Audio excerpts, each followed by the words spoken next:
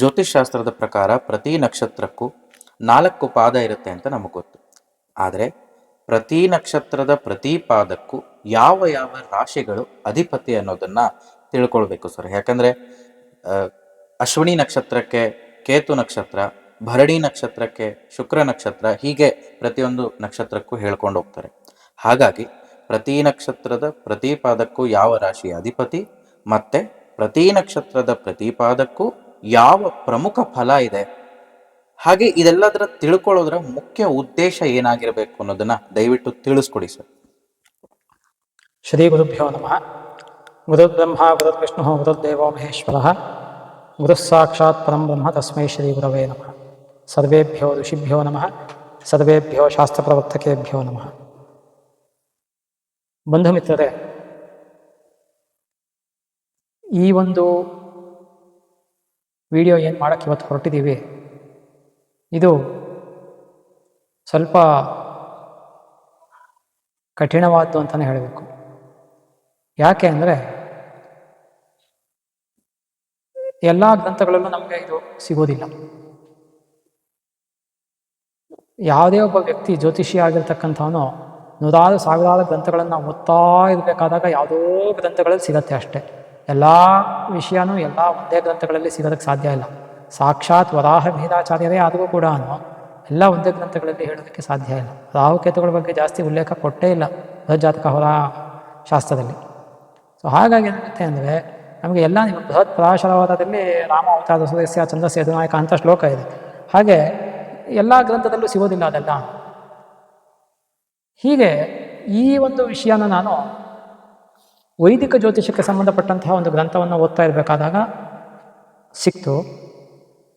ಇನ್ನೂ ಒಂದೇನು ಅಂದರೆ ಜ್ಯೋತಿಷದಲ್ಲಿ ಸ್ವಲ್ಪ ಅಡ್ವಾನ್ಸ್ಡ್ ಲೆವೆಲ್ ಅಂತ ಹೇಳ್ತೀವಲ್ಲ, ಸ್ವಲ್ಪ ಆಳವಾಗಿ ಇಳಿದು ನೋಡಿದಾಗ ಜ್ಯೋತಿರ್ಮಹಾ ನಿಬಂಧ ಅನ್ನತಕ್ಕಂತಹ ಒಂದು ಗ್ರಂಥ ಇದೆ. ಆ ಗ್ರಂಥದಲ್ಲಿ ಈ ಎಲ್ಲ ಇನ್ಫಾರ್ಮೇಷನ್ ಸಿಕ್ಕಿದೆ. ಈ ಎಲ್ಲ ಇನ್ಫಾರ್ಮೇಷನ್ನೂ ಕೂಡ ನೀಟಾಗಿ ಚಾರ್ಟ್ ಮಾಡಿ ಬರೆದಿಟ್ಕೊಂಡಿದ್ದೀನಿ ನಾನು. ಇದನ್ನು ಕೂಡ ನಾನು 2020ನೇ ಇಸ್ವಿನಲ್ಲಿ ಮಾಡಿರೋದು. ಆ್ಯಕ್ಚುಲಾಗಿ 6.5 ವರ್ಷ ಆಗ್ತಾವಂತ ಹೆಚ್ಚು ಕಮ್ಮಿ. ಸೊ ಹಾಗಾಗಿ ಈ ಒಂದು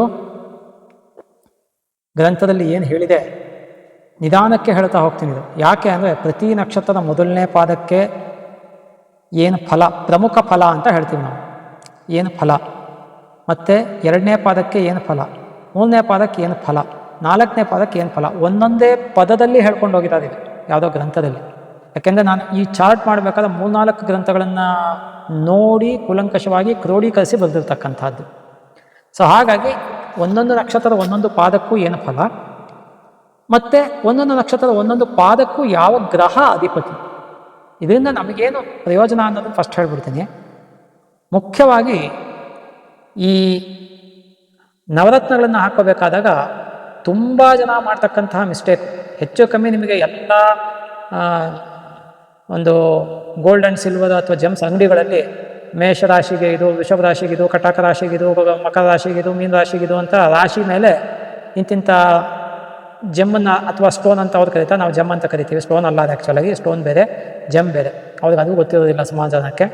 ಸೊ ಹಾಗಾಗಿ ರತ್ನಗಳು ಬೇರೆ, ಕಲ್ಲುಗಳು ಅನ್ನೋದು ಬೇರೆ ಲೆಕ್ಕಾಚಾರ. ಅದು ಈ ನವರತ್ನಗಳು ಪ್ರಮುಖ ಅದರೊಳಗೆ. ಸೊ ಹಾಗಾಗಿ ಈ ರತ್ನಗಳನ್ನು ಜೆಮ್ಸ್ ಅಂತ ಏನು ಹೇಳ್ತೀವಿ, ಇದು ರಾಶಿ ಮೇಲೆ ಹಾಕ್ಕೊಳ್ತಕ್ಕಂಥದ್ದು ಅಲ್ವೇ ಅಲ್ಲ. ಇದ್ರ ಬಗ್ಗೆ ನಾವು ಆಲ್ರೆಡಿ ವಿಡಿಯೋ ಬಹಳ ಹಿಂದೆನೇ ಮಾಡಿದ್ದೀವಿ. ತಾವು ಸುಧರ್ಮ ಶ್ಯಾಮಪ್ರಕಾಶ್ ಶರ್ಮಾ ಅನ್ನತಕ್ಕಂತಹ ಯೂಟ್ಯೂಬ್ ಚಾನಲಲ್ಲಿ ಫುಲ್ಲು ಹಿಂದಕ್ಕೆ ಸ್ಕ್ರೋಲ್ ಮಾಡ್ಕೊಂಡೋದ್ರೆ ನಿಮಗೆ ಇದು ಸಿಗುತ್ತೆ. ಡಿಟೇಲಾಗಿ ಮಾಡಿದ್ದೀವಿ, ಅಲ್ಲಿ ನೋಡ್ಕೋಬೋದು. ಹಾಗಿದ್ರೆ ಹೇಗೆ ಅನ್ನೋದನ್ನು ಸುಮ್ಮನೆ ಒಂದಕ್ಕೆ ಹೇಳ್ತೀನಿ ನಾನು, ಮಿಕ್ಕಿದ್ದಕ್ಕೆಲ್ಲ ನೀವು ಅಪ್ಲೈ ಮಾಡ್ಕೊಳ್ಳಿ. ಈಗ ಫಾರ್ ಎಕ್ಸಾಂಪಲು ಯಾವುದೋ ಒಂದು ಮೇಷ ಲಗ್ನದಲ್ಲಿ ಹುಟ್ಟಿದ್ದಾರೆ ಅಂದರೆ, ಯಾವುದೇ ಲಗ್ನದಲ್ಲಿ ಹುಟ್ಟಿರಲಿ, ಆ ಲಗ್ನಕ್ಕೆ 9ನೇ ಸ್ಥಾನ ಅಂದರೆ ಭಾಗ್ಯಸ್ಥಾನ, ಆ ಭಾಗ್ಯಾಧಿಪತಿ ಅಂತ ಕರಿತೀವಿ. ಭಾಗ್ಯಾಧಿಪತಿ, ಪಂಚಮಾಧಿಪತಿ ಮತ್ತು ಲಗ್ನಾಧಿಪತಿ, ಈ 3 ಗ್ರಹಗಳ ಜೆಮ್ಸನ್ನು ಹಾಕ್ಕೋಬೇಕು. ಕರೆಕ್ಟಾಗಿ ಅರ್ಥ ಮಾಡ್ಕೊಳ್ಳಿ. ಇನ್ನೂ ಅನ್ಸುತ್ತೆ ಹೇಳ್ತೀನಿ. ಯಾವುದೇ ಲಗ್ನದಲ್ಲಿ ಹುಟ್ಟಿರಿ ನೀವು, ಆ ಲಗ್ನಕ್ಕೆ 9ನೇ, ಆ ಲಗ್ನನೂ ಸೇರಿಸ್ಕೊಂಡು ಕೌಂಟ್ ಮಾಡಬೇಕು ಕ್ಲಾಕ್ ವೈಸ್. 1 2 3 4 5 6 7 8 9 10 11 12 ಅಂತ 12 ಮನೆಗಳಿರುತ್ತೆ. 9ನೇ ಮನೆ ಅಧಿಪತಿ, 5ನೇ ಮನೆ ಅಧಿಪತಿ ಮತ್ತು 1ನೇ ಮನೆ ಅಧಿಪತಿ, ಅಂದರೆ ಲಗ್ನ ಅಂತ ಯಾವುದೇ ಅದೇ 1ನೇ ಮನೆ ಅಧಿಪತಿ, ಲಗ್ನಾಧಿಪತಿ ಅಂತ ಕರಿತೀವಿ ಅದನ್ನು. ಈ 3 ಗ್ರಹಗಳ ಜೆಮ್ಸನ್ನು ಹಾಕ್ಕೊಳ್ಳೋದು ಒಳ್ಳೆಯದು.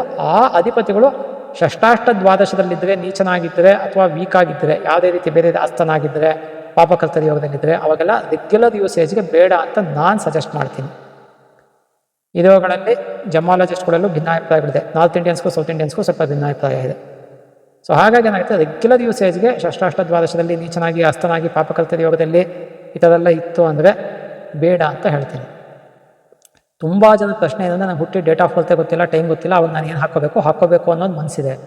ಆ ಥರ ನಿಮಗೇನಾದ್ರು ಅಕಸ್ಮಾತ್ ಹುಟ್ಟಿ ಡೇಟ್ ಟು ಟೈಮ್ ಕರೆಕ್ಟಾಗಿ ಗೊತ್ತಿಲ್ಲ, ಹಾಕ್ಕೋಬೇಕು ಅನ್ನೋ ಇಷ್ಟ ಇದೆ ಅಂದರೆ ನವರತ್ನ ಫುಲ್ ಯಾರು ಬೇಕಾದ್ರೂ ಹಾಕ್ಕೋಬೋದು. ನವರತ್ನದ ಉಂಗುರವನ್ನೇ ಕಂಪ್ಲೀಟಾಗಿ ಯಾರು ಬೇಕಾದ್ರೂ ಹಾಕ್ಕೋಬೋದು. ಆದಷ್ಟು ಬೆಳ್ಳಿನಲ್ಲಿ ಹಾಕ್ಕೊಳ್ಳಿ, ಒಳ್ಳೆಯದು. ಬಂಗಾರಕ್ಕಿಂತ ಬೆಳ್ಳಿ ಶ್ರೇಷ್ಠ ನವರತ್ನದ ಉಂಗುರ ಹಾಕ್ಕೊಳ್ಳೋದಕ್ಕೆ, ಬಂಗಾರಕ್ಕಿಂತ ಬೆಳ್ಳಿ ಶ್ರೇಷ್ಠ. ಹಾಗಾಗಿ ಇದನ್ನು ಮಾಡ್ಕೊಳ್ಳೋದು ಒಳ್ಳೆಯದು.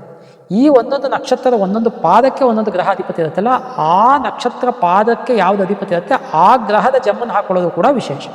ಅದಕ್ಕೋಸ್ಕರ ಈ ಒಂದು ವಿಡಿಯೋನ ಇಷ್ಟು ಸುದೀರ್ಘವಾಗಿ ಮಾಡ್ತಾ ಇರ್ತಕ್ಕಂಥದ್ದು. ಆ ಮಾಡಬೇಕಾದ್ರೆ ಫಲಾನು ಒಂದೊಂದು ಗ್ರಂಥದಲ್ಲಿ ಯಾವುದೋ ಗ್ರಂಥದಲ್ಲಿ ಸಿಕ್ಕಿದೆ, ನನಗೆ ಯಾವುದೋ ಅಡ್ವಾನ್ಸ್ಡ್ ಗ್ರಂಥದಲ್ಲಿ ಸುಮ್ಮನೆ ಹೇಳ್ಕೊಂಡು ಹೋಗಿರ್ತೀನಿ. ಶುಭ ಇದ್ದು ಶುಭ ಫಲ, ಅಶುಭ ಇದ್ದು ಅಶುಭ, ಅದಕ್ಕೇನು ತಲೆ ಕೆಡಿಸ್ಕೋಬೇಕಾಗಿಲ್ಲ ನೀವೇನು. ಅಶುಭ ಇತ್ತು ಅದು ಮೈನಸ್ ಇತ್ತು ಪ್ಲಸ್ ಮಾಡ್ಕೊಳ್ಳಿ ನೀವೇ. ಜ್ಯೋತಿಷ್ಯದ ಮುಖ್ಯ ಉದ್ದೇಶನೇ ಅದು.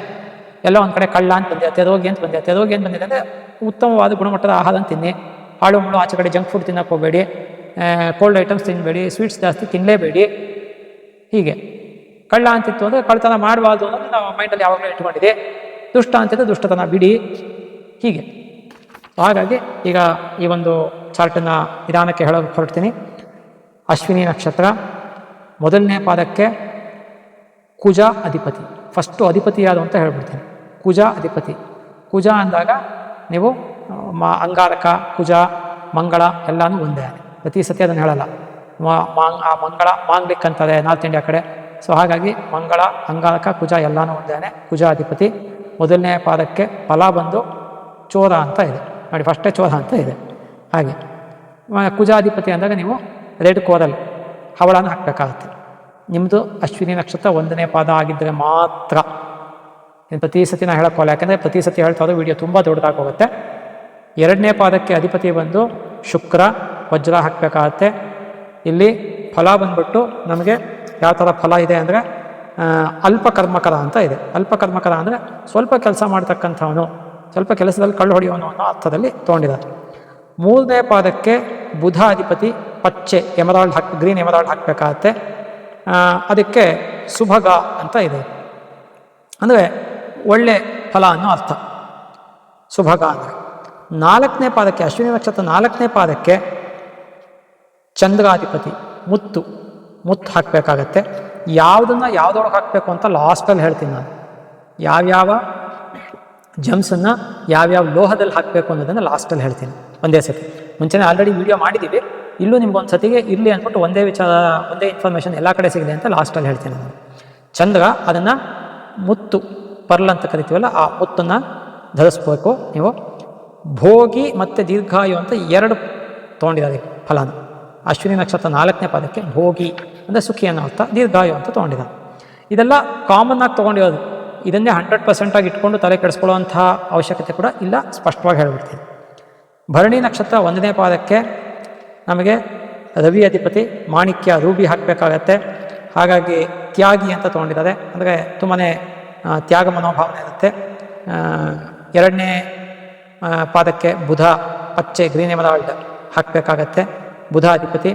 ಧನಿ ಮತ್ತು ಸುಖಿ ಅಂತ ತೊಗೊಂಡಿದ್ದಾರೆ. ಮೂರನೇ ಪಾದಕ್ಕೆ ಶುಕ್ರ ಅಧಿಪತಿ ವಜ್ರ ಹಾಕಬೇಕಾಗತ್ತೆ, ಕ್ರೂರ ಕರ್ಮಿ ಅಂತ ತೊಗೊಂಡಿದ್ದಾರೆ. ನಾಲ್ಕನೇ ಪಾದಕ್ಕೆ ಕುಜ ಅಧಿಪತಿ ಬಡತನ ಅಥವಾ ದರಿದ್ರತೆ ಅಂತ ತೊಗೊಂಡಿದ್ದಾರೆ. ಭರಣಿ ನಕ್ಷತ್ರ ನಾಲ್ಕನೇ ಪಾದಕ್ಕೆ. ಕೃತ್ತಿಕಾ ನಕ್ಷತ್ರದ ಒಂದನೇ ಪಾದಕ್ಕೆ ಗುರು ಅಧಿಪತಿ ತೇಜಸ್ವಿ ಅಂತ ತೊಗೊಂಡಿದ್ದಾರೆ. ಎರಡನೇ ಪಾದಕ್ಕೆ ಶನಿ ಅಧಿಪತಿ ಶಾಸ್ತ್ರವಿಜ್ಞಾನಿ ಅಂತ ತೊಗೊಂಡಿದ್ದಾರೆ. ಮೂರನೇ ಪಾದಕ್ಕೆ ಶನಿ ಅಧಿಪತಿ ಐಶ್ವರ್ಯವಾನ್ ಅಂತ ತೊಗೊಂಡಿದ್ದಾರೆ. ನಾಲ್ಕನೇ ಪಾದಕ್ಕೆ ಗುರು ಅಧಿಪತಿ ದೀರ್ಘಾಯು ಬಹು ಪುತ್ರ ಅಂದರೆ ಬಹು ಸಂತಾನ ಅನ್ನೋ ಅರ್ಥದಲ್ಲಿ ತೊಗೊಂಡಿದ್ದಾರೆ. ಇನ್ನು ರೋಹಿಣಿ ನಕ್ಷತ್ರ ಮೊದಲನೇ ಪಾದಕ್ಕೆ ಕುಜ ಅಧಿಪತಿ ಸೌಭಾಗ್ಯಶಾಲಿ ಅಂತ ತೊಗೊಂಡಿದ್ದಾರೆ, ಅಂದರೆ ವೆರಿ ಲಕ್ಕಿ ಪರ್ಸನ್ ಅಂತ ತೊಗೊಂಡಿದ್ದಾರೆ. ಎರಡನೇ ಪಾದಕ್ಕೆ ಶುಕ್ರ ಅಧಿಪತಿ ವಜ್ರ ಹಾಕಬೇಕಾಗತ್ತೆ, ಪೀಡೆ ಅಂತ ತೊಗೊಂಡಿದ್ದಾರೆ, ಶಾರೀರಿಕ ಮಾನಸಿಕ ಯಾವ ಥರ ಬೇಕಾದ್ರೂ ಹಾಕ್ಬೋದು. ಅದೇ ರೀತಿಯಲ್ಲಿ ಮೂರನೇ ಪಾದಕ್ಕೆ ಬುಧ ಅಂದರೆ ಗ್ರೀನ್ ಎಮರಾಲ್ಡ್ ಹಾಕಬೇಕಾಗತ್ತೆ, ಬುಧಾಧಿಪತಿ. ಮತ್ತು ಅದಕ್ಕೆ ಫಲ ಬಂದ್ಬಿಟ್ಟು ಭೀರುತ್ವ, ಭಯ ಇರ್ತಕ್ಕಂತಹ ಸ್ವಭಾವವನ್ನು ಅಂತ ತೊಗೊಂಡಿದ್ದಾರೆ. 4ನೇ ಪಾದಕ್ಕೆ ಚಂದ್ರಾಧಿಪತಿ, ಅದಕ್ಕೆ ಸತ್ಯವಾದಿ ಅಂತ ತೊಗೊಂಡಿದ್ದಾರೆ, ಸತ್ಯ ಹೇಳ್ತಕ್ಕಂಥವನ್ನ ಅರ್ಥದಲ್ಲಿ ತೊಗೊಂಡಿದ್ದಾರೆ. ಮೃಗಶಿರ ನಕ್ಷತ್ರ 1ನೇ ಪಾದಕ್ಕೆ ರವಿ ಅಧಿಪತಿ, ರೂಬಿ ಮಾಣಿಕ್ಯ ಹಾಕಬೇಕು, ರಾಜ ಅಂತ ಫಲ ತೊಗೊಂಡಿದ್ದಾರೆ. 2ನೇ ಪಾದಕ್ಕೆ ಬುಧ ಅಧಿಪತಿ, ಗ್ರೀನ್ ಎಮರಾಲ್ಡ್ ಅಥವಾ ಪಚ್ಚೆ ಹಾಕಬೇಕು, ತಸ್ಕರ ಅಂದರೆ ಕಳ್ಳ ಅನ್ನೋ ಅರ್ಥದಲ್ಲಿ ತೊಗೊಂಡಿದ್ದಾರೆ. 3ನೇ ಪಾದಕ್ಕೆ ಶುಕ್ರ ಅಧಿಪತಿ, ಅಂದರೆ ವಜ್ರವನ್ನು ಹಾಕಬೇಕಾಗತ್ತೆ, ಭೋಗಿ ಅಥವಾ ಸುಖಿ ಅಂತ ತೊಗೊಂಡಿದ್ದಾರೆ. 4ನೇ ಪಾದಕ್ಕೆ ಕುಜ ಅಧಿಪತಿ, ಹವಳ ಹಾಕಬೇಕಾಗತ್ತೆ, ಧನಧಾನ್ಯ ಯುಕ್ತ ಅಂತ ತೊಗೊಂಡಿದ್ದಾರೆ. ಅದೇ ರೀತಿಯಲ್ಲಿ ಆದಿದ್ರ ನಕ್ಷತ್ರಕ್ಕೆ 1ನೇ ಪಾದಕ್ಕೆ ಗುರು ಅಧಿಪತಿ, ವ್ಯಯಿ ಅಂದರೆ ಜಾಸ್ತಿ ಖರ್ಚು ಮಾಡೋನು ಅನ್ನೋ ಅರ್ಥದಲ್ಲಿ ತೊಗೊಂಡಿದ್ದಾರೆ. 2ನೇ ಪಾದಕ್ಕೆ ಶನಿ ಅಧಿಪತಿ, ದರಿದ್ರತೆ ಅಂದರೆ ಬಡತನ ಅನ್ನೋ ಅರ್ಥ ತೊಗೊಂಡಿದ್ದಾರೆ. 3ನೇ ಪಾದಕ್ಕೆ ಶನಿ ಅಧಿಪತಿ, ಅಲ್ಪಾಯು ಅಂತ ತೊಗೊಂಡಿದ್ದಾರೆ. 4ನೇ ಪಾದಕ್ಕೆ ಗುರು ಅಧಿಪತಿ, ಚೋರ ಕಳ್ಳ ಅನ್ನೋ ಅರ್ಥದಲ್ಲಿ ತೊಗೊಂಡಿದ್ದಾರೆ. ಪುನರ್ವಸು ನಕ್ಷತ್ರಕ್ಕೆ 1ನೇ ಪಾದಕ್ಕೆ ಕುಜ ಅಧಿಪತಿ, ರೆಡ್ ಕೋರಲ್ ಅಥವಾ ಹವಳ ಹಾಕಬೇಕಾಗತ್ತೆ, ಸುಖಿ ಅಂತ ಫಲ ತೊಗೊಂಡಿದ್ದಾರೆ. ಪುನರ್ವಸು ನಕ್ಷತ್ರ 2ನೇ ಪಾದಕ್ಕೆ ಶುಕ್ರ ಅಧಿಪತಿ, ವಜ್ರ ಹಾಕಬೇಕಾಗತ್ತೆ, ವಿದ್ವಾನ್ ಅಂತ ತೊಗೊಂಡಿದ್ದಾರೆ. 3ನೇ ಪಾದಕ್ಕೆ ಬುಧ ಅಧಿಪತಿ, ಪಚ್ಚೆ ಅಥವಾ ಗ್ರೀನ್ ಎಮರಾಲ್ಡ್ ಹಾಕಬೇಕಾಗತ್ತೆ, ರೋಗಿ ಅಂತ ಫಲ ತೊಗೊಂಡಿದ್ದಾರೆ. 4ನೇ ಪಾದಕ್ಕೆ ಪುನರ್ವಸು ನಕ್ಷತ್ರ 4ನೇ ಪಾದಕ್ಕೆ ಚಂದ್ರ ಅಧಿಪತಿ, ಅಂದರೆ ಮುತ್ತು ಹಾಕಬೇಕಾಗತ್ತೆ, ಮೃದು ಭಾಷಿ ಅಂತ ತೊಗೊಂಡಿದ್ದಾರೆ. ರಾಮಂದು ಪುನರ್ವಸು ನಕ್ಷತ್ರ 4ನೇ ಪದ ಆಗಿತ್ತು, ಮೃದು ಭಾಷಿ. ಪುಷ್ಯ ನಕ್ಷತ್ರ 1ನೇ ಪಾದಕ್ಕೆ ರವಿ ಅಧಿಪತಿ, ಮಾಣಿಕ್ಯ ಹಾಕಬೇಕು, ದೀರ್ಘಾಯು ಅಂತ ಫಲ. 2ನೇ ಪಾದಕ್ಕೆ ಬುಧ ಅಧಿಪತಿ, ಪಚ್ಚೆ ಹಾಕಬೇಕು, ಚೋರ ಅಂತ ಫಲ. 3ನೇ ಪಾದಕ್ಕೆ ಶುಕ್ರ ಅಂದರೆ ವಜ್ರ ಹಾಕಬೇಕು, ಭೋಗಿ ಅಂತ ಫಲ. 4ನೇ ಪಾದಕ್ಕೆ ಕುಜ ಅಧಿಪತಿ, ಹವಳ ಹಾಕಬೇಕು, ಬುದ್ಧಿಮಾನ್ ಅಂತ ಫಲ. ಆಶ್ಲೇಷ ನಕ್ಷತ್ರಕ್ಕೆ ಗುರು ಅಧಿಪತಿ, ಸಂತಾನಹೀನ ಅಂದರೆ ಸಂತಾನದಲ್ಲಿ ತೊಂದರೆ ಆಗ್ಬೋದು ಅಥವಾ ಸಂತಾನ ಹುಟ್ಟಿರ್ತಕ್ಕಂಥವರು ಸ್ವಲ್ಪ ದುಷ್ಟರಾಗ್ಬೋದು ಅನ್ನೋ ಅರ್ಥದಲ್ಲೂ ತೊಗೊಂಡಿದ್ದಾರೆ. ಮತ್ತು 2ನೇ ಪಾದಕ್ಕೆ ಶನಿ ಅಧಿಪತಿ, ಶನಿ ಅಧಿಪತಿ ಆದಾಗ ಏನಂತ ಹೇಳೋಣ, ಪರಕಾರ್ಯಕರ್ತ ಅಂತ ತೊಗೊಂಡಿದ್ದಾರೆ, ಅಂದರೆ ಇನ್ನೊಬ್ಬರ ಕೆಲಸ ಮಾಡ್ತಾನೆ ಅವನ ಕೆಲಸಕ್ಕಿಂತ ಹೆಚ್ಚಾಗಿ ಅನ್ನೋ ಅರ್ಥ. 3ನೇ ಪಾದಕ್ಕೆ ಶನಿ ಅಧಿಪತಿ, ರೋಗಿ ಅಂತ ತೊಗೊಂಡಿದ್ದಾರೆ. 4ನೇ ಪಾದಕ್ಕೆ ಗುರು ಅಧಿಪತಿ, ಸುಭಗ ಅಂತ ತೊಗೊಂಡಿದ್ದಾರೆ, ಅಂದರೆ ಒಳ್ಳೆ ಫಲ ತೊಗೊಂಡಿದ್ದಾರೆ. ಮಖ ನಕ್ಷತ್ರಕ್ಕೆ 1ನೇ ಪಾದಕ್ಕೆ ಕುಜ ಅಧಿಪತಿ, ಹವಳ ಹಾಕಬೇಕು, ಸಂತಾನಹೀನ ಅಂತ ಫಲ ತೊಗೊಂಡಿದ್ದಾರೆ. 2ನೇ ಪಾದಕ್ಕೆ ಶುಕ್ರ ಅಧಿಪತಿ, ಪುತ್ರವಾನ್ ಅಂತ ತೊಗೊಂಡಿದ್ದಾರೆ. 3ನೇ ಪಾದಕ್ಕೆ ಬುಧ ಅಧಿಪತಿ, ಪಚ್ಚೆ ಹಾಕಬೇಕು, ತೀವ್ರ ರೋಗಿ ಅಂತ ತೊಗೊಂಡಿದ್ದಾರೆ. 4ನೇ ಪಾದಕ್ಕೆ ಚಂದ್ರಾಧಿಪತಿ, ಪಂಡಿತ ಅಂತ ತೊಗೊಂಡಿದ್ದಾರೆ. ಅದೇ ರೀತಿಯಲ್ಲಿ ಪೂರ್ವ ಫಲ್ಗುಣಿ ಅಥವಾ ಪುಬ್ಬ ನಕ್ಷತ್ರಕ್ಕೆ ರವಿ ಅಧಿಪತಿ, ಸಮರ್ಥ ಅಂದರೆ ವೆರಿ ಕೇಪಬಲ್ ಪರ್ಸನ್ ಅಂತ ತೊಗೊಂಡಿದ್ದಾರೆ 1ನೇ ಪಾದಕ್ಕೆ. 2ನೇ ಪಾದಕ್ಕೆ ಬುಧ ಅಧಿಪತಿ, ಪಚ್ಚೆ ಹಾಕಬೇಕು, ಧರ್ಮಿ ಅನ್ನೋ ಅರ್ಥದಲ್ಲಿ ತೊಗೊಂಡಿದ್ದಾರೆ, ಯಾವಾಗಲೂ ಧರ್ಮದಲ್ಲಿ ಇರ್ತಾನೆ ಅಂತ. ಅದೇ ರೀತಿಯಲ್ಲಿ 3ನೇ ಪಾದಕ್ಕೆ ಶುಕ್ರ ಅಧಿಪತಿ, ವಜ್ರ ಹಾಕಬೇಕು, ರಾಜ ಅನ್ನೋ ಫಲ ತೊಗೊಂಡಿದ್ದಾರೆ. 4ನೇ ಪಾದಕ್ಕೆ ಕುಜ ಅಧಿಪತಿ, ರೋಗಿ, ಕ್ರೂರ ಅಂತ ತೊಗೊಂಡಿದ್ದಾರೆ. ಹಾಗಾಗಿ ಸ್ವಲ್ಪ ಎಚ್ಚರಿಕೆಯಲ್ಲಿರೋದು ಒಳ್ಳೆಯದು. ಉತ್ತರ ನಕ್ಷತ್ರಕ್ಕೆ 1ನೇ ಪಾದಕ್ಕೆ ಗುರು ಅಧಿಪತಿ, ಪಂಡಿತ ಅಂತ ತೊಗೊಂಡಿದ್ದಾರೆ. 2ನೇ ಪಾದಕ್ಕೆ ಶನಿ ಅಧಿಪತಿ, ರಾಜ ಅಂತ ತೊಗೊಂಡಿದ್ದಾರೆ. 3ನೇ ಪಾದಕ್ಕೆ ಶನಿ ಅಧಿಪತಿ, ವಿಜಯಿ ಅಂತ ತೊಗೊಂಡಿದ್ದಾರೆ. 4ನೇ ಪಾದಕ್ಕೆ ಗುರು ಅಧಿಪತಿ, ಧರ್ಮಿ ಅಂತ ತೊಗೊಂಡಿದ್ದಾರೆ. ಅದೇ ರೀತಿಯಲ್ಲಿ ಹಸ್ತ ನಕ್ಷತ್ರಕ್ಕೆ 1ನೇ ಪಾದಕ್ಕೆ ಕುಜಾಧಿಪತಿ, ಶೂರ ಅಂತ ತೊಗೊಂಡಿದ್ದಾರೆ. 2ನೇ ಪಾದಕ್ಕೆ ಶುಕ್ರಾಧಿಪತಿ, ಶುಕ್ರಾಧಿಪತಿ ಆದಾಗ ಯೋಗಿ ಅಂತ ತೊಗೊಂಡಿದ್ದಾರೆ. ವಿವಾದಿ ಅಂತ ತೊಗೊಂಡಿದ್ದಾರೆ, ಸ್ವಲ್ಪ ವಾದ ಮಾಡೋದು ಜಾಸ್ತಿ ಅನ್ನೋ ಅರ್ಥದಲ್ಲಿ. ಅದೇ ರೀತಿಯಲ್ಲಿ 3ನೇ ಪಾದಕ್ಕೆ ಬುಧ ಅಧಿಪತಿ, ಧನಧಾನ್ಯಯುಕ್ತ ಅಂತ ತೊಗೊಂಡಿದ್ದಾರೆ. 4ನೇ ಪಾದಕ್ಕೆ ಚಂದ್ರಾಧಿಪತಿ, ಶುಭ ಅಂತ ತೊಗೊಂಡಿದ್ದಾರೆ. ಶುಭ ಅಂತ ತೊಗೊಂಡಿದ್ದಾರೆ, ಧನವಾನ್ ಅಂತಲೂ ತೊಗೊಂಡಿದ್ದಾರೆ. ಅದೇ ರೀತಿಯಲ್ಲಿ ಚಿತ್ತ ನಕ್ಷತ್ರದ 1ನೇ ಪಾದಕ್ಕೆ ರವಿ ಅಧಿಪತಿ, ಚೋರ ಅನ್ನೋ ಫಲ ತೊಗೊಂಡಿದ್ದಾರೆ. ಅದೇ ರೀತಿಯಲ್ಲಿ 2ನೇ ಪಾದಕ್ಕೆ ಬುಧ ಅಧಿಪತಿ, ಚಿತ್ರಕಾರ ಅನ್ನೋ ಫಲ ತೊಗೊಂಡಿದ್ದಾರೆ. 3ನೇ ಪಾದಕ್ಕೆ ಶುಕ್ರ ಅಧಿಪತಿ, ಪರದಾರಗಮಿ ಅಂದರೆ ಪರಸ್ತ್ರೀಯನ್ನು ಇಷ್ಟಪಡೋನು ಅನ್ನೋ ಅರ್ಥದಲ್ಲಿ ತೊಗೊಂಡಿದ್ದಾರೆ. 4ನೇ ಪಾದಕ್ಕೆ ಕುಜ ಅಧಿಪತಿ, ಪಂಡಿತ. ಇಲ್ಲಿ ನಮಗೆ ಚಿತ್ತ ನಕ್ಷತ್ರದ 3ನೇ ಪಾದಕ್ಕೆ ಶುಕ್ರಾಧಿಪತಿ, 4ನೇ ಪಾದಕ್ಕೆ ಕುಜ ಅಧಿಪತಿ, ಪಂಡಿತ ಅನ್ನೋ ಅರ್ಥ ತೊಗೊಂಡಿದ್ದಾರೆ. ಸ್ವಾತಿ ನಕ್ಷತ್ರದ 1ನೇ ಪಾದಕ್ಕೆ ಗುರು ಅಧಿಪತಿ, ಚೋರ ಅನ್ನೋ ಫಲ ಇದೆ.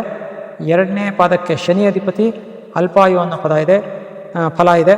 ಮತ್ತು ಮೂರನೇ ಪಾದಕ್ಕೆ ಶನಿ ಅಧಿಪತಿ ಧರ್ಮಿ ಅಂತ ತೊಗೊಂಡಿದ್ದಾರೆ, ಧರ್ಮಿಷ್ಠ ಅಂತ. ನಾಲ್ಕನೇ ಪಾದಕ್ಕೆ ಗುರು ಅಧಿಪತಿ ರಾಜ ಅನ್ನೋ ಅರ್ಥ ತೊಗೊಂಡಿದ್ದಾರೆ. ವಿಶಾಖ ನಕ್ಷತ್ರ 1ನೇ ಪಾದಕ್ಕೆ ಕುಜಾಧಿಪತಿ ನೀತಿಜ್ಞ ಅಂತ ತೊಗೊಂಡಿದ್ದಾರೆ. 2ನೇ ಪಾದಕ್ಕೆ ಶುಕ್ರಾಧಿಪತಿ, 1ನೇ ಪಾದಕ್ಕೆ ವಿಶಾಖ ನಕ್ಷತ್ರ 1ನೇ ಪಾದಕ್ಕೆ ಕುಜಾಧಿಪತಿ ನೀತಿಜ್ಞ ಅಂತ ತೊಗೊಂಡಿದ್ದಾರೆ. 2ನೇ ಪಾದಕ್ಕೆ ಶುಕ್ರಾಧಿಪತಿ ಶಾಸ್ತ್ರವಿತ್ ಅಂದರೆ ಶಾಸ್ತ್ರವನ್ನು ತಿಳಿದಿರ್ತಕ್ಕಂಥವನು ಅನ್ನೋ ಅರ್ಥದಲ್ಲಿ ತೊಗೊಂಡಿದ್ದಾರೆ. ಅದೇ ರೀತಿಯಲ್ಲಿ 3ನೇ ಪಾದಕ್ಕೆ ಬುಧ ಅಧಿಪತಿ ವಿವಾದಿ, ಹೆಚ್ಚು ವಾದ ಮಾಡೋನು ಅಂತ ತೊಗೊಂಡಿದ್ದಾರೆ. 4ನೇ ಪಾದಕ್ಕೆ ಚಂದ್ರಾಧಿಪತಿ ದೀರ್ಘಾಯು ಅಂತ ತೊಗೊಂಡಿದ್ದಾರೆ ಫಲ. ನಾನು ಇಲ್ಲಿ ಎಲ್ಲದಕ್ಕೂ ಜಮ್ಸ್ಗಳನ್ನು ಹೇಳ್ತಾ ಇಲ್ಲ, ಯಾಕಂದರೆ ಲಾಸ್ಟಲ್ಲಿ ಇನ್ನೊಂದ್ಸತಿ ಒಟ್ಟಿಗೆ ಹೇಳ್ತೀನಿ ನಾನು ಅದನ್ನು. ಅನುರಾಧ ನಕ್ಷತ್ರ 1ನೇ ಪಾದಕ್ಕೆ ರವಿ ಅಧಿಪತಿ ತೇಜಸ್ವಿ ಅಂತ ಫಲ ತೊಗೊಂಡಿದ್ದಾರೆ. 2ನೇ ಪಾದಕ್ಕೆ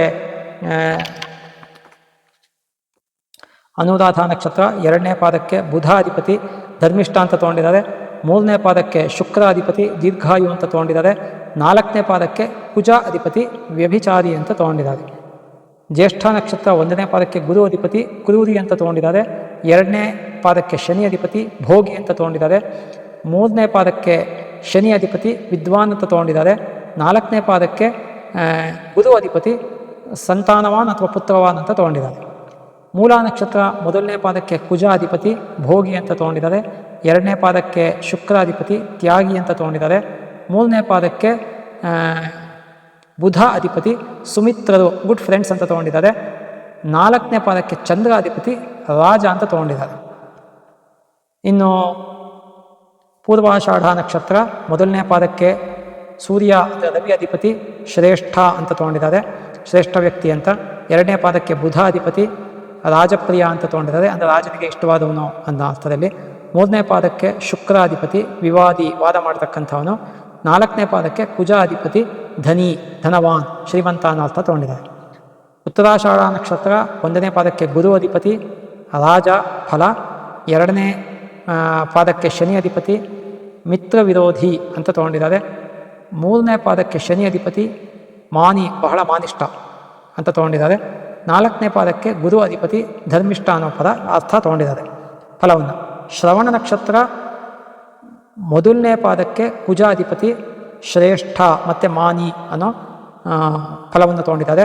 2ನೇ ಪಾದಕ್ಕೆ ಶುಕ್ರಾಧಿಪತಿ ವಜ್ರ ಹಾಕಬೇಕಾಗತ್ತೆ, ಶುಭ ಅಥವಾ ಗುಣಿ ಅನ್ನೋ 2 ಫಲವನ್ನು ತೊಗೊಂಡಿದ್ದಾರೆ. 3ನೇ ಪಾದಕ್ಕೆ ಬುಧ ಅಧಿಪತಿ ವಿದ್ವಾನ್ ಅಂತ ತೊಗೊಂಡಿದ್ದಾರೆ ಫಲವನ್ನು. 4ನೇ ಪಾದಕ್ಕೆ ಚಂದ್ರ ಅಧಿಪತಿ ಧರ್ಮಿಷ್ಠ ಅಂತ ತೊಗೊಂಡಿದ್ದಾರೆ. ಧನಿಷ್ಠ ನಕ್ಷತ್ರಕ್ಕೆ ಸೂರ್ಯ ಅಧಿಪತಿ ದೀರ್ಘಾಯು ಅಂತ ಫಲ ತೊಗೊಂಡಿದ್ದಾರೆ. ಮತ್ತು 2ನೇ ಪಾದಕ್ಕೆ ಬುಧ ಅಧಿಪತಿ ಪೀಡಿತ ಅಂತ ತೊಗೊಂಡಿದ್ದಾರೆ, ಅಂದರೆ ದೈಹಿಕವಾಗಿ ಮಾನಸಿಕವಾಗಿ ಯಾವ ಥರ ಬೇಕಾದ್ರೂ ಆಗ್ಬೋದು ಅದು. 3ನೇ ಪಾದಕ್ಕೆ ಶುಕ್ರ ಅಧಿಪತಿ ಭಯ ಇರುತ್ತೆ ಅಂತ ತೊಗೊಂಡಿದ್ದಾರೆ. 4ನೇ ಪಾದಕ್ಕೆ ಕುಜ ಅಧಿಪತಿ, ಅಂದರೆ ಧನಿಷ್ಠ ನಕ್ಷತ್ರ 4ನೇ ಪಾದಕ್ಕೆ ಕುಜಾಧಿಪತಿ ಶ್ರೇಷ್ಠ ಪತಿ ಅಥವಾ ಶ್ರೇಷ್ಠ ಪತ್ನಿ ಅಂತ ತೊಗೊಂಡಿದ್ದಾರೆ. ಸ್ತ್ರೀ ಜಾತಕ ಆಗಿದ್ರೆ ಶ್ರೇಷ್ಠ ಪತಿ ಸಿಗ್ತಾನೆ, ಪುರುಷ ಜಾತಕ ಆಗಿದ್ರೆ ಶ್ರೇಷ್ಠ ಪತ್ನಿ ಸಿಗ್ತಾಳೆ, ಅಂದರೆ ಒಳ್ಳೆ ಪತಿ ಅಥವಾ ಒಳ್ಳೆ ಗಂಡ ಸಿಗ್ತಾರೆ ಅಂತ ತೊಗೊಂಡಿದ್ದಾರೆ. ಶತಭಿಷ ನಕ್ಷತ್ರ 1ನೇ ಪಾದಕ್ಕೆ ಗುರು ಅಧಿಪತಿ ಸುವಾಕ್, ಚೆನ್ನಾಗಿ ಮಾತಾಡೋನು ಅಂತ ತೊಗೊಂಡಿದ್ದಾರೆ. 2ನೇ ಪಾದಕ್ಕೆ ಶನಿ ಅಧಿಪತಿ ಶ್ರೀಮಂತ ಅನ್ನೋ ಫಲವನ್ನು ತೊಗೊಂಡಿದ್ದಾರೆ. 3ನೇ ಪಾದಕ್ಕೆ ಶನಿ ಅಧಿಪತಿ ಸುಖಿ ಅಂತ ತೊಗೊಂಡಿದ್ದಾರೆ. 4ನೇ ಪಾದಕ್ಕೆ ಗುರು ಅಧಿಪತಿ ಪುತ್ರವಾನ್ ಅಂತ ತೊಗೊಂಡಿದ್ದಾರೆ, ಅಂದರೆ ಸಂತಾನವಾನ್ ಅನ್ನೋ ಅರ್ಥ. ಪೂರ್ವ ಭಾದ್ರ ನಕ್ಷತ್ರಕ್ಕೆ ಕುಜ ಅಧಿಪತಿ 1ನೇ ಪಾದಕ್ಕೆ ಶೂರ ಅಂತ ತೊಗೊಂಡಿದ್ದಾರೆ. 2ನೇ ಪಾದಕ್ಕೆ ಶುಕ್ರ ಅಧಿಪತಿ ಚೋರ ಅಂತ ತೊಗೊಂಡಿದ್ದಾರೆ. 3ನೇ ಪಾದಕ್ಕೆ ಬುಧ ಅಧಿಪತಿ ಶ್ರೇಷ್ಠ ಬುದ್ಧಿಯವನು ಅಂತ ತೊಗೊಂಡಿದ್ದಾರೆ. 4ನೇ ಪಾದಕ್ಕೆ ಚಂದ್ರಾಧಿಪತಿ ಪುರಸ್ವಾಮಿ, ಅಂದರೆ ಪೂರ್ವಭದ್ರ ನಕ್ಷತ್ರ 4ನೇ ಪಾದ ಮೀನರಾಶಿ ಬರುತ್ತೆ. ಪುರಸ್ವಾಮಿ ಅಂದರೆ ಈ ಗ್ರಾಮಾಧ್ಯಕ್ಷ ಆ ಥರ ಲೀಡರ್ ಆಗುವುದು ಅನ್ನೋ ಅರ್ಥ. ಉತ್ತರಾಭಾದ್ರ ನಕ್ಷತ್ರ 1ನೇ ಪಾದಕ್ಕೆ ಸೂರ್ಯಾಧಿಪತಿ ರಾಜ ಅಂತ ಫಲ ತೊಗೊಂಡಿದ್ದಾರೆ. 2ನೇ ಪಾದಕ್ಕೆ ಬುಧ ಅಧಿಪತಿ ಚೋರ ಅಂತ ಫಲ ತೊಗೊಂಡಿದ್ದಾರೆ. 3ನೇ ಪಾದಕ್ಕೆ ಶುಕ್ರ ಅಧಿಪತಿ ಸಂತಾನವಾನ್ ಅಂತ ತೊಗೊಂಡಿದ್ದಾರೆ. 4ನೇ ಪಾದಕ್ಕೆ ಕುಜ ಅಧಿಪತಿ ಸುಖಿ ಅಂತ ತೊಗೊಂಡಿದ್ದಾರೆ.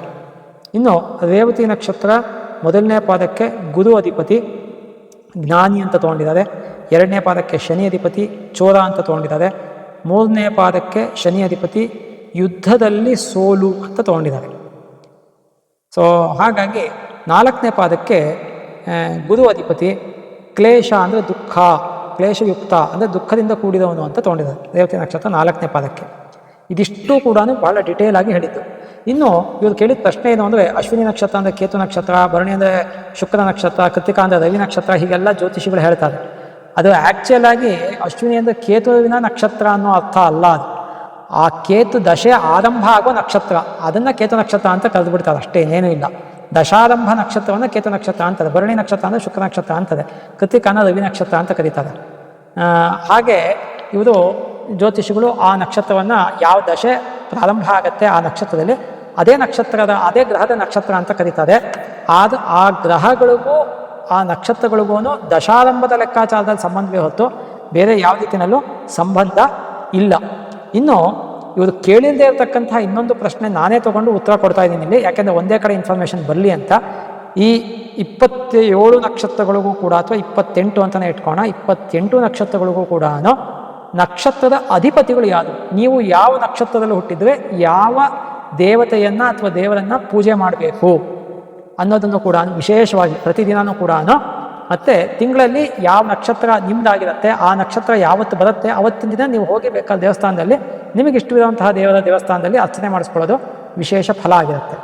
ಅಶ್ವಿನಿ ನಕ್ಷತ್ರಕ್ಕೆ ಅಶ್ವಿನಿ ದೇವತೆಗಳು ಅಧಿಪತಿ, ಭರಣಿ ನಕ್ಷತ್ರಕ್ಕೆ ಯಮಧರ್ಮರಾಜ ಅಧಿಪತಿ, ಕೃತಿಕಾ ನಕ್ಷತ್ರಕ್ಕೆ ಅಗ್ನಿ ಅಧಿಪತಿ, ಅಗ್ನಿದೇವತೆ, ರೋಹಿಣಿ ನಕ್ಷತ್ರಕ್ಕೆ ಬ್ರಹ್ಮ ಪ್ರಜಾಪತಿ ಅಂತ ಕರೆದಿದ್ದಾರೆ, ಬ್ರಹ್ಮ ಅಧಿಪತಿ, ಚತುರ್ಮುಖ ಬ್ರಹ್ಮ, ಮೃಗಶಿರ ನಕ್ಷತ್ರಕ್ಕೆ ಚಂದ್ರ ಅಧಿಪತಿ, ಆದಿದ್ರ ನಕ್ಷತ್ರಕ್ಕೆ ರುದ್ರ ಅಥವಾ ಶಿವ ಅಧಿಪತಿ, ಪುನರ್ವಸು ನಕ್ಷತ್ರಕ್ಕೆ ಅದಿತಿ ಅಂದರೆ ದೇವತೆಗಳ ತಾಯಿ ಅಧಿಪತಿ, ಪುಷ್ಯ ನಕ್ಷತ್ರಕ್ಕೆ ಬೃಹಸ್ಪತಿ ಅಧಿಪತಿ, ಆಶ್ಲೇಷ ನಕ್ಷತ್ರಕ್ಕೆ ಸರ್ಪ ದೇವತೆಗಳು ಅಥವಾ ನಾಗದೇವತೆಗಳು ಅಂತ ಕರಿತೀವಿ ಕೆಲಸತಿ, ಸರ್ಪ ಅಂತಲೇ ವಿಶೇಷವಾಗಿ, ಯಾಕಂದರೆ ಸರ್ಪ ನಕ್ಷತ್ರ ಅಂತಲೇ ಜ್ಯೋತಿಷರು ತುಂಬ ಕಡೆ ಹೇಳೋದು, ಸರ್ಪ ದೇವತೆಗಳು ಅಧಿಪತಿ. ಮಘ ನಕ್ಷತ್ರ ಅಥವಾ ಮಖ ಎರಡೂ ಥರ ಕರಿತೀವಿ ನಾವು. ಮಖ ನಕ್ಷತ್ರಕ್ಕೆ ಪಿತೃದೇವತೆಗಳು ಅಧಿಪತಿ, ಪೂರ್ವ ಫಲ್ಗುಣಿ ಅಥವಾ ಪುಬ್ಬ ನಕ್ಷತ್ರಕ್ಕೆ ಭಗನಾಮಕ ಸೂರ್ಯ ಅಧಿಪತಿ, ಉತ್ತರ ಫಲ್ಗುಣಿ ನಕ್ಷತ್ರಕ್ಕೆ ಅರ್ಯಮ ನಾಮಕ ಸೂರ್ಯ ಅಧಿಪತಿ, ಹಸ್ತ ನಕ್ಷತ್ರಕ್ಕೆ ಸವಿತೃನಾಮಕ ಸೂರ್ಯ ಅಧಿಪತಿ, ಚಿತ್ತ ಅಥವಾ ಚಿತ್ರ ಎರಡು ಥರ ಕರೀತಾರೆ, ಅದಕ್ಕೆ ತ್ವಷ್ಟ ಅಂದರೆ ದೇವತೆಗಳ ಶಿಲ್ಪಿ, ವಿಶ್ವಕರ್ಮ ಅಂತಲೂ ಅವನ ಹೆಸರು, ಅವನ ಅಧಿಪತಿ. ಸ್ವಾತಿ ನಕ್ಷತ್ರಕ್ಕೆ ವಾಯುದೇವತೆ ಅಧಿಪತಿ. ಅದೇ ರೀತಿಯಲ್ಲಿ ವಿಶಾಖ ನಕ್ಷತ್ರಕ್ಕೆ ಇಬ್ಬರು ಅಧಿಪತಿಗಳು, ಇಂದ್ರ ಮತ್ತು ಅಗ್ನಿ, ಇಂದ್ರಾಗ್ನಿ ನಕ್ಷತ್ರ. ಅದು ಕೃತ್ತಿಕಾ ಮತ್ತು ವಿಶಾಖ, ಕೃತ್ತಿಕಾ ಮತ್ತು ವಿಶಾಖ ಅಗ್ನಿ ನಕ್ಷತ್ರಗಳು, ಯಾವುದೇ ಶುಭ ಕೆಲಸ ಮಾಡೋ ಹಾಗಿಲ್ಲ. ಅನುರಾಧ ನಕ್ಷತ್ರಕ್ಕೆ ಮಿತ್ರನಾಮಕ ಸೂರ್ಯ ಅಧಿಪತಿ, ಜ್ಯೇಷ್ಠ ನಕ್ಷತ್ರಕ್ಕೆ ಇಂದ್ರ ಅಧಿಪತಿ, ಮೂಲ ನಕ್ಷತ್ರಕ್ಕೆ ನಿವೃತ್ತಿ ಅಥವಾ ಧನುಜ. ನಾನು ಯಾವಾಗಲೂ ಹೇಳ್ತೀನಿ ಇದನ್ನು, ಯಾಕೆಂದರೆ ಯಾವುದೋ ಒಂದೋ ಎರಡೋ ಗ್ರಂಥದಲ್ಲಿ ನಿವೃತ್ತಿ ಜೊತೆಗೆ ಧನುಜ ಅನ್ನೋದನ್ನು ತೊಗೊಂಡಿದ್ದಾರೆ, ರಾಕ್ಷಸ ಅವನ ಅಧಿಪತಿ. ಪೂರ್ವಾಷಾಢ ನಕ್ಷತ್ರಕ್ಕೆ ವರುಣ ಅಧಿಪತಿ, ಉತ್ತರಾಷಾಢ ನಕ್ಷತ್ರಕ್ಕೆ ವಿಶ್ವೇ ದೇವತೆಗಳು ಅಧಿಪತಿ, ಶ್ರವಣ ನಕ್ಷತ್ರಕ್ಕೆ ಮಹಾವಿಷ್ಣು ಅಧಿಪತಿ, ಧನಿಷ್ಠ ನಕ್ಷತ್ರಕ್ಕೆ ಅಷ್ಟವಸುಗಳು ಅಧಿಪತಿ, ಶತಭಿಷ ನಕ್ಷತ್ರಕ್ಕೆ ವರುಣ ಅಧಿಪತಿ, ಪೂರ್ವ ಭಾದ್ರಾ ನಕ್ಷತ್ರಕ್ಕೆ ಅಜೈಕಪಾತ್ ಅಧಿಪತಿ. ಈ ಅಜೈಕಪಾತ್ ಅಂದರೆ ಯಾವುದು ಅನ್ನೋದಕ್ಕೆ ಜ್ಯೋತಿಷ್ಶಾಸ್ತ್ರದಲ್ಲಿ ಸ್ವಲ್ಪ ಭಿನ್ನಾಭಿಪ್ರಾಯ ಇದೆ. ಕೆಲವರು ಸೂರ್ಯ ಅಂತ ಹೇಳ್ತಾರೆ, ಕೆಲವರು ಶಿವ ಅಂತ ಹೇಳ್ತಾರೆ. ಅಜೈಕಪಾತ್ ಅನ್ನೋದಕ್ಕೆ ಒಂದೇ ಕಾಲಲ್ಲಿ ನಿಂತವನು ಅನ್ನೋ ಅರ್ಥ.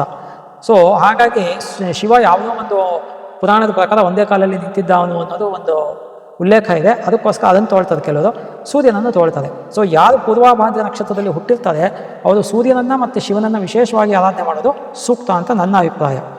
ಉತ್ತರಾಭಾದ್ರ ನಕ್ಷತ್ರಕ್ಕೆ ಅಹಿರ್ಬುಜ್ಞ ಅಂತ, ಅದು ಶಿವನ ಹೆಸರು, ಅವನು ಅಧಿಪತಿ.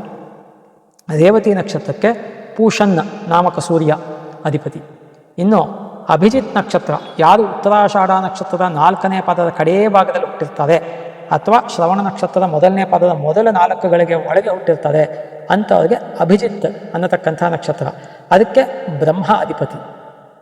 ಹಾಗಾಗಿ ಇದಿಷ್ಟೂ ಕೂಡ ಈ 27 ಅಥವಾ 28 ನಕ್ಷತ್ರಗಳಿಗೆ ಅಧಿಪತಿಗಳು.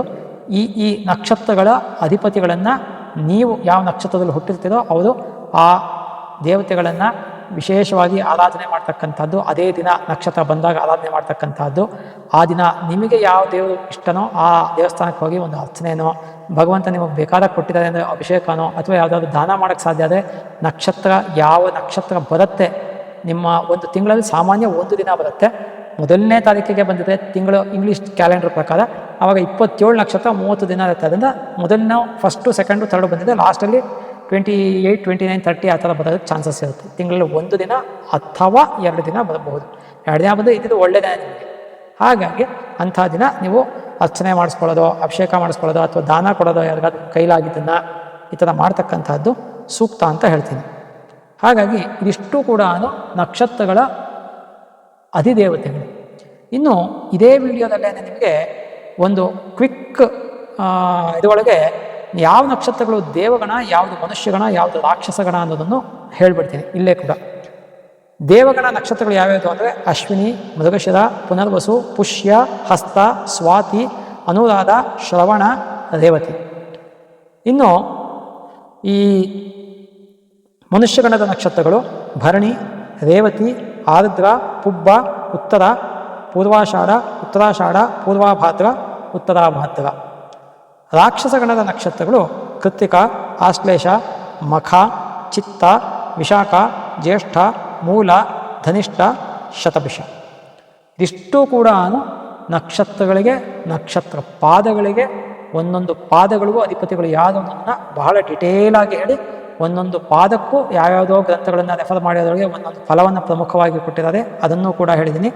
ಇನ್ನು ಕಡೆಯದಾಗಿ ನಿಮ್ಗೆ ಹೇಳಿದ್ದೆ ಯಾವ್ಯಾವ ಗ್ರಹಗಳನ್ನು ಯಾವ್ಯಾವ ಲೋಹದಲ್ಲಿ ಹಾಕಬೇಕು ಅನ್ನೋದನ್ನು ಕೂಡ. ಸೂರ್ಯ ಅಥವಾ ರವಿ ಮಾಣಿಕ್ಯವನ್ನು ಬಂಗಾರದಲ್ಲೇ ಹಾಕಬೇಕು ಯಾವತ್ತೂ ಕೂಡ. ರಿಂಗ್ ಫಿಂಗರ್ಗೆ ಹಾಕಬೇಕು, ಅಂದರೆ ಕಿರುಬೆರಳು ಪಕ್ಕದಕ್ಕೆ ಹಾಕಬೇಕು. ಬಂಗಾರದಲ್ಲಿ ಮಾಡಿಸ್ಕೊಳ್ಳೋಕೆ ನಿಮಗೆ ಶಕ್ತಿ ಇಲ್ಲ ಅಂದರೆ ತಾಮ್ರದಲ್ಲಿ ಮಾಡಿಸ್ಕೊಳ್ಳಿ, ಸ್ಪಷ್ಟವಾಗಿ ಹೇಳ್ತೀನಿ. ಬೆಳ್ಳಿನಲ್ಲಿ ಬೇಡ. ಇನ್ನು ಚಂದ್ರನಿಗೆ, ಸೂರ್ಯನಿಗೆ ಮಾಣಿಕ್ಯ, ಚಂದ್ರನಿಗೆ ಮುತ್ತು, ಪರ್ಲ್ ಅಂತ ಕರಿತೀವಲ್ಲ ಅದು. ಆ ಮುತ್ತು ನೀವು ಮುತ್ತಿಗೆ ಇಲ್ಲಿ ಸಪರೇಟ್ ಬೆರಳನ್ನು ಹೇಳಿಲ್ಲ ಶಾಸ್ತ್ರದಲ್ಲಿ, ರತ್ನಶಾಸ್ತ್ರದಲ್ಲಿ. ಹಾಗಾಗಿ ರಿಂಗ್ ಫಿಂಗರ್ ಅಂದರೆ ಸೂರ್ಯನ ಯಾವುದಕ್ಕೆ ಹಾಕ್ತೀರೋ ಅದಕ್ಕೆ ಹಾಕ್ಬೋದು, ಅಥವಾ ತೋರು ಬೆರಳು ಇಂಡೆಕ್ಸ್ ಫಿಂಗರ್ ಇದಕ್ಕೆ ಹಾಕ್ಬೋದು. ಎರಡರೊಳಗೆ ಯಾವುದಕ್ಕೆ ಬೇಕಾದ್ರೂ ಹಾಕ್ಬೋದು. ಅದನ್ನು ಬೆಳ್ಳಿನಲ್ಲಿ ಮಾಡಿಸ್ಕೋಬೇಕು, ಬಂಗಾರದಲ್ಲಿ ಬೇಡ. ಮುತ್ತನ್ನ ಬೆಳ್ಳಿನಲ್ಲಿ ಮಾಡಿಸ್ಕೊಳ್ಳಿ. ಇನ್ನು ಕುಜ, ಅದಕ್ಕೆ ಹವಳ, ರೆಡ್ ಕೋರಲ್ ಅಂತ ಕರಿತೀವಿ. ಅದಕ್ಕೂ ಕೂಡ ನಮಗೆ ಇಲ್ಲಿ ಯಾವ ಬೆರಳನ್ನು ಸೂಚಿಸಿಲ್ಲ ರತ್ನಶಾಸ್ತ್ರದಲ್ಲಿ. ಅದಕ್ಕೂ ರಿಂಗ್ ಫಿಂಗರ್ ಅಥವಾ ಇಂಡೆಕ್ಸ್ ಫಿಂಗರ್ಗೆ ಹಾಕ್ಕೋಬೇಕು. ಆ ಕುಜನನ್ನು ಕೂಡ ನೀವು ಬಂಗಾರದಲ್ಲಿ ಮಾಡಿಸ್ಕೋಬೇಕು ಅಥವಾ ತಾಮ್ರದಲ್ಲಿ ಮಾಡಿಸ್ಕೋಬೇಕು. ಯಾಕೆಂದರೆ ಬಂಗಾರ ಇವತ್ತು ತುಂಬ ಕಾಸ್ಟ್ಲಿ ಇದೆ, ಅದನ್ನು ಬಂಗಾರ ಅಥವಾ ಅಂತ ನಾನು ಹೇಳ್ತಾ ಇದ್ದೀನಿ. ತಾಮ್ರದಲ್ಲಿ ಮಾಡಿಸ್ಕೋಬೋದು. ಕೆಲವು ಪಂಚಲೋಹದಲ್ಲಿ ಮಾಡಿಸ್ಕೋಬೋದಾ ಅಂತ ಕೇಳ್ತಾರೆ, ಅದ್ರೊಳಗೆ ತಾಮ್ರವನ್ನು ಸೇರಿರುತ್ತೆ, ಅದನ್ನು ಮಾಡಿಸ್ಕೋಬಹುದು ಅಷ್ಟೇ. ಬಂಗಾರ ಅಥವಾ ಬೆಳ್ಳಿ ಪ್ರಧಾನ ನಮಗೆ. ಇನ್ನು ಬುಧನಿಗೆ ಪಚ್ಚೆ ಅಂದರೆ ಗ್ರೀನ್ ಎಮರಾಲ್ಡ್, ಅದಕ್ಕೆ ಕಿರುಬೆರಳು, ಬುಧನ ಬೆರಳು. ಇಲ್ಲಿ ನೋಡ್ಕೊಳ್ಳಿ, ಶುಕ್ರ, ಗುರು, ಶನಿ, ರವಿ, ಬುಧ, ಇದಿಷ್ಟು ಆ ಗ್ರಹಗಳ ಬೆರಳುಗಳು. ಇನ್ನೂ ಒಂದು ಸತಿ ಹೇಳ್ತೀನಿ ನೋಡ್ಕೊಳ್ಳಿ. ಹೆಬ್ಬೆರಳು ಬಂದ್ಬಿಟ್ಟು ಶುಕ್ರಂದು. ಆ್ಯಕ್ಚುಯಲ್ ಆಗಿ ವಜ್ರನ ಹೆಬ್ಬೆರಳಿಗೆ ಹಾಕಬೇಕು. ಸಾಮಾನ್ಯವಾಗಿ ನಾನು ತುಂಬ ಜನ ಜೈನ್ಸ್ ಅಥವಾ ಸೇಟುಗಳು ಅಂತ ಯಾರು ಹೇಳ್ತಾರೆ, ತುಂಬ ಜನ ಅವರು ಅದಕ್ಕೆ ಹಾಕಿರ್ತಾರೆ ನೋಡಿದ್ದೀನಿ. ಅದ್ರಲ್ಲಿ ತುಂಬ ಜನ ಕರೆಕ್ಟಾಗಿ ಫಾಲೋ ಮಾಡ್ತಾರೆ. ನಮ್ಮಲ್ಲೇ ತುಂಬ ಜನ ಫಾಲೋ ಮಾಡಲ್ಲ. ವಜ್ರವನ್ನು ಹಾಕಬೇಕು ಅಂದರೆ ಬೆಳ್ಳಿನಲ್ಲೇ ಹಾಕಬೇಕು, ಇದಕ್ಕೆ ಹಾಕಬೇಕು, ಹೆಬ್ಬೆರಳಿಗೆ ಹಾಕಬೇಕು. ಹೆಬ್ಬೆರಳಿಗೆ ಹಾಕಿದ್ರೆ ಚೆನ್ನಾಗಿ ಕಾಣಲ್ಲ ಅನ್ನೋದು, ಚೆನ್ನಾಗಿ ಕಾಣುತ್ತೆ ಚೆನ್ನಾಗಿ ಕಾಣಲ್ಲ ಅನ್ನೋದು ಇಂಪಾರ್ಟೆಂಟ್ ಅಲ್ಲ. ಯಾವುದಕ್ಕೆ ಇದು ಶುಕ್ರ ಪರ್ವ ಅಂತಲೇ ಹೆಸರು ಇದಕ್ಕೆ. ಇದಿಷ್ಟಕ್ಕೆ ಶುಕ್ರ ಪರ್ವ ಅಂತಲೇ ಹೆಸರು ಹಸ್ತ ಸಾಮುದ್ರಿಕ ಶಾಸ್ತ್ರದಲ್ಲಿ. ಹಾಗಾಗಿ ಏನಾಗುತ್ತೆ ಅಂದರೆ ಶುಕ್ರನಿಗೆ ಇಲ್ಲಿ ಬೆಳ್ಳಿನಲ್ಲಿ ವಜ್ರವನ್ನು ಇದಕ್ಕೆ ಹಾಕಬೇಕಾಗತ್ತೆ. ಬುಧನಿಗೆ ಪಚ್ಚೆ, ಬುಧನಿಗೆ ಬಂಗಾರ ಅಥವಾ ಬೆಳ್ಳಿ ಎರಡರೊಳಗೆ ಯಾವ್ದು ಬೇಕಾದ್ರೂ ಹಾಕ್ಬೋದು, ನಿಮ್ಮ ಯಥಾಶಕ್ತಿ. ಗುರುವಿಗೆ, ಬೃಹಸ್ಪತಿಗೆ ಪುಷ್ಯರಾಗ, ಯೆಲ್ಲೋ ಸಫೈರ್, ತೋರು ಬೆರಳು ಇಂಡೆಕ್ಸ್ ಫಿಂಗರ್ಗೆ ಹಾಕಬೇಕು. ಬಂಗಾರ ಅಥವಾ ಬೆಳ್ಳಿ ಯಾವ್ದು ಬೇಕಾದ್ರೂ ಹಾಕ್ಬೋದು, ನಿಮ್ಮ ಯಥಾಶಕ್ತಿ. ಶುಕ್ರನಿಗೆ ಇವಾಗಷ್ಟೇ ಹೇಳಿದೆ, ಹೆಬ್ಬೆರಳಿಗೆ ಹಾಕಬೇಕು. ಅಕಸ್ಮಾತ್ ನಮಗೆ ಹೆಬ್ಬೆರಳಿಗೆ ಹಾಕೋಕ್ಕೆ ಇಷ್ಟ ಇಲ್ಲ ಅಂದರೆ ಮಧ್ಯದ ಬೆರಳಿಗೆ ಹಾಕಬೇಕು ಅಥವಾ ಕಿರುಬೆರಳಿಗೆ ಹಾಕಬೇಕು. ವಜ್ರವನ್ನು ಮಧ್ಯದ ಫಸ್ಟು ಪ್ರಯಾರಿಟಿ ಹೆಬ್ಬೆರಳಿಗೆ ಹಾಕಬೇಕು, ಯಾಕಂದರೆ ಇದು ಶುಕ್ರನ ಬೆರಳು. ಇಲ್ಲ ಅಂದರೆ ಶನಿ ಬೆರಳು, ಮಧ್ಯದ ಬೆರಳು, ಇಲ್ಲ ಬುಧನ ಬೆರಳು, ಯಾಕಂದರೆ ಶುಕ್ರ, ಶನಿ, ಬುಧ ಕ್ಲೋಸ್ ಫ್ರೆಂಡ್ಸು. ಇದು ಬಿಟ್ಟು ಗುರುವಿಗಾಗಲಿ ಇಲ್ಲಿಗಾಗಲಿ ಇಂಡೆಕ್ಸ್ ಫಿಂಗರ್ಗಾಗಲಿ ರಿಂಗ್ ಫಿಂಗರ್ಗಾಗಲಿ ವಜ್ರವನ್ನು ಹಾಕಬಾರ್ದು, ತಿಳ್ಕೊಂಡಿದೆ ಅದನ್ನು. ಸೊ ಹಾಗಾಗಿ ಬೆಳ್ಳಿನಲ್ಲಿ ಹಾಕಬೇಕು ವಜ್ರವನ್ನು ಹಾಕೋದಿತ್ತು ಅಂದರೆ. ಇನ್ನು ಶನಿ, ಈ ಶನಿ ಬೆರಳು ಬಂದ್ಬಿಟ್ಟು ಮಧ್ಯದ ಬೆರಳು. ಈ ಮಧ್ಯದ ಬೆರಳನ್ನು ಮಣಿ ಬಂದ್ಬಿಟ್ಟು ನೀಲಮಣಿ, ಬ್ಲೂ ಸಫೈರ್ ಅಂತ ಕರಿತೀವಿ. ಈ ಬ್ಲೂ ಸಫೈರ್ ಅಥವಾ ನೀಲಮಣಿಯನ್ನು ಯಾವಾಗಲೂ ಕೂಡ 100% ಬೆಳ್ಳಿನಲ್ಲೇ ಹಾಕಬೇಕು, ಬಂಗಾರ ಸೋಕಿಸ್ಲೇ ಕೊಡೋದು. ಬಂಗಾರದಲ್ಲಿ ಹಾಕಿ ಪಾಪರಾದಂಥವ್ರು ಬೇಕಾದ ಚೆನ್ನಾಗಿದ್ದಾರೆ. ಉದಾಹರಣೆಗೆ ನಾನು ತುಂಬ ಸತಿ ಹೇಳ್ತಾನೆ ಇರ್ತೀನಿ. ಈಗ ಒಂದು 30-32 ವರ್ಷದ ಕೆಳಗೆ ನಾವು ಅಮಿತಾಬ್ ಬಚ್ಚನ್ ಬಂಗಾರದಲ್ಲಿ ಹಾಕಿ ಬ್ಲೂ ಸಫೈರ್ನ ಆ ಕಾಲಕ್ಕೆ ಎಷ್ಟು 250-300 ಕೋಟಿನ ನಾವು ಕಳ್ಕೊಂಡಿದ್ದು 32 ವರ್ಷದ ಕೆಳಗೆ. ಆಮೇಲೆ ಜ್ಯೋತಿಷಿಗಳನ್ನ ಕೇಳಿದ್ಮೇಲೆ ಅದನ್ನು ತೆಗೆದು ಇದಕ್ಕೆ ಬೆಳ್ಳಿಗೆ ಶಿಫ್ಟ್ ಮಾಡಿಸಿದ ಮೇಲೆ ಅಗೇನ್ ಹಿ ಅರ್ನ್ ಮನಿ, ಮತ್ತೆ ಬೇಕಾದಷ್ಟು ಹಣವನ್ನು ಸಂಪಾದನೆ ಮಾಡಿದ್ದು. ಹಾಗಾಗಿ ಯಾರಿಗೂ ಯಾವ ರತ್ನಗಳು ಕೂಡ ಕಾಮನ್ ಆಗಿ ಆಗುತ್ತೆ ಅನ್ನೋದಿಲ್ಲ. ನಿಮ್ಮ ಜನ್ಮ ರಾಶಿ ಮೇಲೆ ಹಾಕೋದು ಅಲ್ಲ. ಸ್ಪಷ್ಟವಾಗಿ ಇನ್ನೂ ಅನ್ಸತಿ ಹೇಳ್ತೀನಿ, ಸ್ಟಾರ್ಟಿಂಗಲ್ಲಿ ಹೇಳಿದೆ, ಇನ್ನೊಂದ್ಸತಿ ಹೇಳ್ತೀನಿ. ನಿಮ್ಮ ಜನ್ಮ ರಾಶಿ ಮೇಲೆ ಹಾಕೋದಲ್ಲ. ನೀವು ಯಾವ ಲಗ್ನದಲ್ಲಿ ಹುಟ್ಟಿರ್ತೀರ ಆ ಲಗ್ನಕ್ಕೆ 9ನೇ ಮನೆ ಭಾಗ್ಯಾಧಿಪತಿ, ಪಂಚಮಾಧಿಪತಿ, ಲಗ್ನಾಧಿಪತಿ, ಈ 3 ಗ್ರಹಗಳ ರತ್ನ ಯಾವುದಿರುತ್ತೆ ಅದನ್ನು ಹಾಕಬೇಕು. ಆ ಗ್ರಹಗಳು ಷಷ್ಟಾಷ್ಟ ದ್ವಾದಶದಲ್ಲಿರಬಾರ್ದು, ನೀಚನಾಗಿರಬಾರ್ದು, ಅಸ್ತನಾಗಿರಬಾರ್ದು, ಪಾಪಕರ್ತರ ಯೋಗದಲ್ಲಿರಬಾರ್ದು, ಈ ಥರದ್ದೆಲ್ಲ ಬೇಕಾದಷ್ಟು ಇದೆ. ಹಾಗೆಲ್ಲ ಅಕಸ್ಮಾತ್ ಇದ್ದಾಗ ರೆಗ್ಯುಲರ್ ಯೂಸೇಜ್ ಬೇಡ, ಅಕೇಶನಲ್ಲಿ ಯೂಸೇಜ್ ಬೇಕಾದ್ರೆ ಹಾಕ್ಕೋಬೋದು.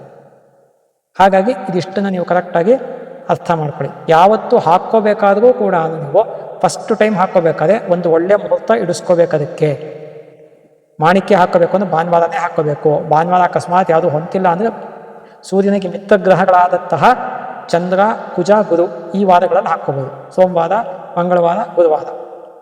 ಅದೇ ಫಸ್ಟ್ ಪ್ರಯಾರಿಟಿ, ಅದೇ ಗ್ರಹದ ಅದೇ ವಾರ. ಇದನ್ನು ಕರೆಕ್ಟಾಗಿ ಫಾಲೋ ಮಾಡಬೇಕು. ಸೊ ಹೀಗೆಲ್ಲ ಬೇಕಾದಷ್ಟು ರತ್ನಶಾಸ್ತ್ರಕ್ಕೆ ಸಂಬಂಧಪಟ್ಟ ನಾವು ಹಿಂದೆನೇ ಮಾಡಿ ಅದನ್ನು ನೋಡ್ಕೊಳ್ಳಿ. ಇನ್ನೊಂದ್ಸತಿ ಹೇಳ್ತಾ ಇದ್ದೀನಿ, ಸಂಬಂಧಪಟ್ಟಿದ್ದು ಬೇಕಾದಷ್ಟು ಇದೆ. ಅಕಸ್ಮಾತ್ ನಮಗೆ ಹುಟ್ಟಿದ್ದು ಡೇಟ್, ಟೈಮ್ ಆಫ್ ಬರ್ತೆ ಗೊತ್ತಿಲ್ಲ, ನಾವು ಏನು ಮಾಡಬೇಕು, ಯಾವ ನಕ್ಷತ್ರ ನಮಗೆ ಗೊತ್ತಿಲ್ಲ, ಅಥವಾ ಡೇಟ್ ಆಫ್ ಬರ್ತು ಇಲ್ಲ, ನಮಗೆ ಟೈಮ್ ಆಫ್ ಬರ್ತು ಇಲ್ಲ ಅಂದರೆ, ಏನೂ ಇಲ್ಲ ಅನ್ನೋದು ಹಾಕೋಬೇಕು ಅನ್ನೋ ಆಸೆ ಇದೆ ಅಂದರೆ ನವರತ್ನದ ಉಂಗುರನ ಬೆಳ್ಳಿನಲ್ಲಿ ಮಾಡಿಸಿ ಹಾಕ್ಕೋಬೋದು. ಬಂಗಾರಕ್ಕಿಂತ ನವರತ್ನದ ಉಂಗುರನ ಬೆಳ್ಳಿಲಿ ಹಾಕ್ಕೊಳ್ಳೋದು ಬೆಟರ್. ಹಾಗಾಗಿ ಇದಿಷ್ಟು ಇನ್ಫಾರ್ಮೇಷನ್ನು ಕೂಡ ನಿಮಗೆ ಒಂದೇ ವಿಡಿಯೋದಲ್ಲಿ ಬರಲಿ ಅಂತ ಇಷ್ಟು ಸುದೀರ್ಘವಾಗಿ ಹೇಳಿದ್ದೀವಿ. ಇದರ ಬಗ್ಗೆ ನಿಮಗೆ ಏನಾದರೂ ಪ್ರಶ್ನೆಗಳು ಅಥವಾ ಸಂಶಯಗಳಿತ್ತು ಅಂದರೆ ನೇರವಾಗಿ ನಮಗೆ ನೀವು ಫೋನ್ ಮಾಡಿ, ಬೆಳಗ್ಗೆ 8:30 ರಾತ್ರಿ 7 ಗಂಟೆ ಒಳಗೆ ಫೋನ್ ಮಾಡ್ಬೋದು. ಫೋನ್ ಮಾಡಿತು ಅಂದರೆ ನಾನು ಏನು ತಿಳ್ಕೊಂಡಿದ್ದೀನಿ, ಶಾಸ್ತ್ರಗ್ರಂಥಗಳನ್ನು ಅಧ್ಯಯನ ಮಾಡಿದ್ದೀನಿ, ಅದನ್ನು ನಿಮಗೆ ಯಥಾವತ್ತಾಗಿ ಹೇಳೋದಕ್ಕೆ ಪ್ರಯತ್ನ ಪಡ್ತೀನಿ. ಸರ್ವೇ ಸುಜನಾ ಸುಖಿನೋ ಭವಂತು, ಸಮಸ್ತ ಸನ್ಮಂಗಳಾನಿ ಭವಂತು.